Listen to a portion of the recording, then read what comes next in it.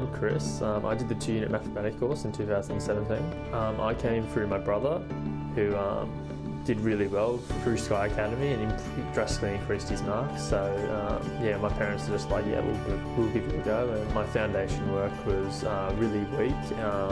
I didn't really have much of background knowledge into mathematics, and Sky Academy really helped me improve my foundation, which really helped me increase my marks. So before I started Sky Academy, I had 14% in my first exam of Year 11, and then after I joined SOM and started building up my confidence, and yeah, I was starting to get like in between 30 and 50%, and then by the end in the HSC I ended up getting 70%, which I was very happy with. The key to the issue was really the environment. This environment, rather than the school setting, was really ideal for me, and I really enjoyed it, and I made a lot of friends out of it. Just those people that are struggling in maths in general, who are looking for some, to just put the effort in, get some extra work in.